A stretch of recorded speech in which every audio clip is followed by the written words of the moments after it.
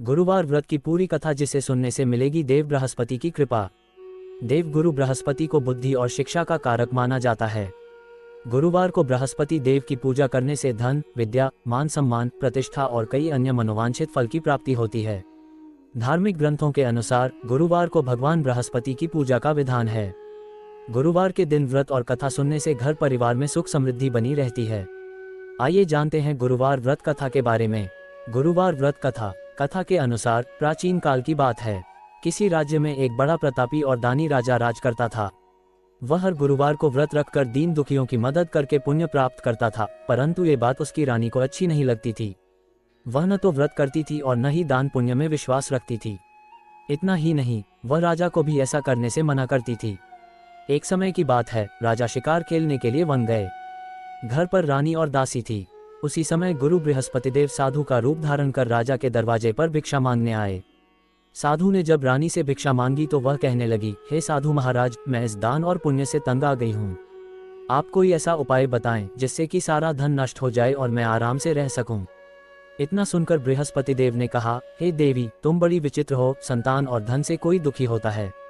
अगर अधिक धन है तो इसे शुभ कार्यों में लगाओ, कुंवारी कन्याओं का विवाह कराओ, विद्यालय और बाग बगीचे का निर्माण कराओ, जिससे तुम्हारे दोनों लोग सुधरें। परंतु साधु की इन बातों से रानी को खुशी नहीं हुई। उसने कहा कि मुझे ऐसे धन की आवश्यकता नहीं है जिसे मैं दान दूं और जिसे संभालने में मेरा सारा समय नष्ट हो जाए।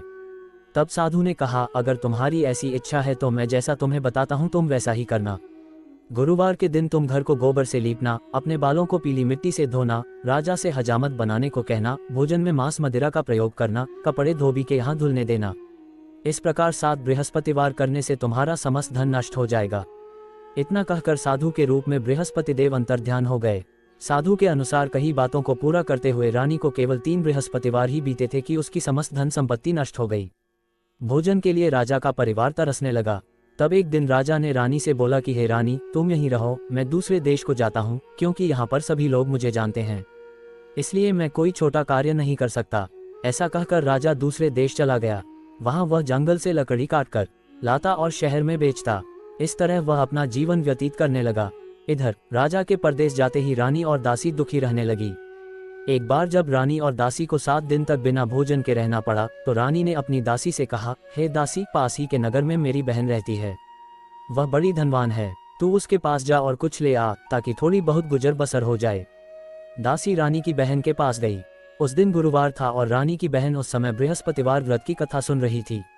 दासी ने रानी की बहन को अपनी रानी का संदेश दिया, लेकिन रानी की बड़ी बहन ने कोई उत्तर नहीं दिया। जब दासी को रानी की बहन से कोई उत्तर नहीं मिला तो वह बहुत दुखी हुई और उसे क्रोध भी आया। दासी ने वापस आकर रानी को सारी बात बता दी। ये सुनकर रानी ने अपने भाग्य को कोसा। उधर रानी की बहन ने सोचा कि मेरी बहन की दासी आई थी, परंतु मैं उससे नहीं बोली, इससे वह बहुत दुखी हुई होगी।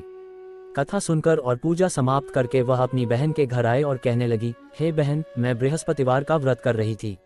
तुम्हारी दासी मेरे घर आई थी, परंतु जब तक कथा होती है तब तक न तो उठते हैं और न ही बोलते हैं, इसलिए मैं नहीं बोली। बताओ दासी क्यों आई थी? रानी बोली, बहन, तुमसे क्या छिपाऊं, हमारे घर में खाने तक को अनाज नहीं है। ऐसा कहते कहते रानी की आंखें भर आए। उसने दासी समेत पिछले 7 दिनों से भूखे रहने की पूरी बात अपनी बहन को बता दी।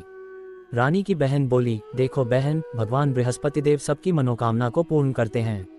देखो, शायद तुम्हारे घर में अनाज रखा हो। पहले तो रानी को विश्वास नहीं हुआ, पर बहन के आग्रह करने पर उसने अपनी दासी को अंदर भेजा तो उसे सचमुच अनाज से भरा एक घड़ा मिल गया। ये देखकर दासी को बड़ी हैरानी हुई। दासी रानी से कहने लगी, हे रानी, जब हमको भोजन नहीं मिलता तो हम व्रत ही तो करते हैं, इसलिए क्यों न इनसे व्रत और कथा की विधि पूछ ली जाए ताकि हम भी व्रत कर सकें। तब रानी ने अपनी बहन से बृहस्पतिवार व्रत के बारे में पूछा।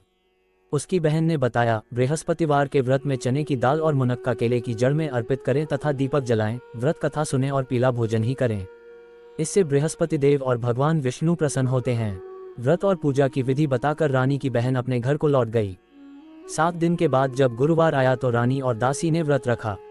वह गुड़साल में जाकर चना और गुड़ लेकर आईं।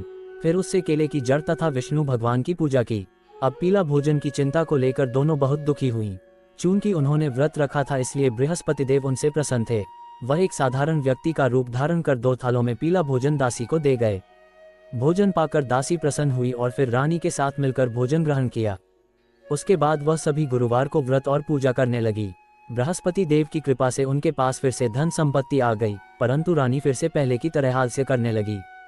तब दासी बोली, देखो रानी, तुम पहले भी इस प्रकार आलस्य करती थी, तुम्हें धन रखने में कष्ट होता था, इस कारण सभी धन नष्ट हो गया, और अब जब देव बृहस्पति की कृपा से धन मिला है तो तुम्हें फिर से आलस्य होने लगा है। रानी को समझाते हुए दासी कहती है कि बड़ी मुसीबतों के बाद हमने ये धन पाया है, इसलिए हमें दान पुण्य करना चाहिए, भूखों को भोजन कराना चाहिए और धन को शुभ कार्यों में खर्च करना चाहिए। इससे तुम्हारे कुल का यश बढ़ेगा, स्वर्ग की प्राप्ति होगी और पितृ प्रसन्न होंगे। दासी की बात मानकर रानी अपना धन शुभ कार्यों में खर्च करने लगी। इससे पूरे नगर में उसका यश बढ़ने लगा। बृहस्पतिवार व्रत कथा के बाद श्रद्धा के साथ आरती की जानी चाहिए। इसके बाद प्रसाद बांटकर उसे ग्रहण करना चाहिए।